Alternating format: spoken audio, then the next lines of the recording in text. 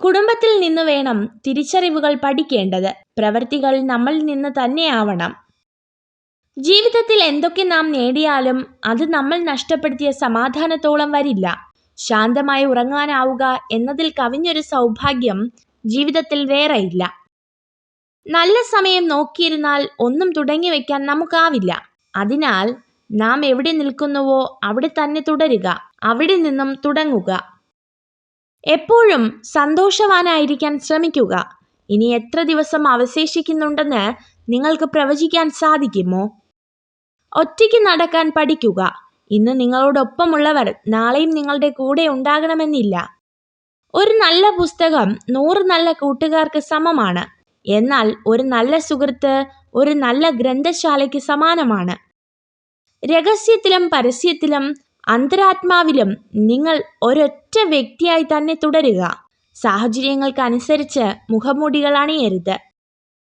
നിങ്ങൾ ഭയപ്പെടാൻ വിനിയോഗിക്കുന്ന സമയവും ഊർജവും പ്രവൃത്തികൾക്ക് നൽകിയാൽ ഉറപ്പായും നിങ്ങൾക്ക് വിജയിക്കാൻ കഴിയും. കഴിഞ്ഞുപോയ ദിനങ്ങളെല്ലാം നല്ലതിനാണെന്ന് തിരിച്ചറിയാൻ കഴിയുന്നുണ്ടെങ്കിൽ, കൈവിട്ടു പോയതൊക്കെ നഷ്ടങ്ങളാണെന്ന് ചിന്തിക്കാതെ, കയ്യിലുള്ളത് നഷ്ടപ്പെടുമോ എന്ന് ഭയക്കാതെ ജീവിക്കാൻ കഴിയുന്നുണ്ടെങ്കിൽ, അവിടെയാണ് നമ്മുടെ ജീവിതം സുന്ദരമാകുന്നത്. നഷ്ടങ്ങളോടും ദുഃഖങ്ങളോടും എപ്പോഴും നന്ദി ഉണ്ടാവണം. കാഴ്ചകളെ വലുതാക്കിയതിന്, മനുഷ്യരെ തിരിച്ചറിയാൻ സഹായിച്ചതിന്, ഒറ്റയ്ക്ക് നിൽക്കാൻ പഠിപ്പിച്ചതിന്. ജീവിത വിജയത്തിനായി ഓടുമ്പോൾ വഴിയിൽ വീണുപോയവർക്കും ഒരു കൈത്താങ്ങ് നൽകുക. ഒരു പക്ഷേ ഈ ജീവിതയാത്രയിൽ അവരായേക്കാം നമ്മുടെ വെളിച്ചം. പാലിക്കാൻ പറ്റാത്ത വാക്കുകൾ കൊടുക്കാതിരിക്കുക. കാരണം നിങ്ങൾക്ക് അവ കേവലം വാക്കുകളാകാം, പക്ഷേ ചിലർക്ക് അത് പ്രതീക്ഷകളാകാം, സ്വപ്നങ്ങളാകാം. നിങ്ങൾക്ക് മറ്റുള്ളവർക്ക് വെളിച്ചം പകരാൻ കഴിഞ്ഞില്ലെങ്കിലും നിങ്ങൾ കാരണം ആരുടെയും ജീവിതം ഇരുട്ടിലാകരുത്.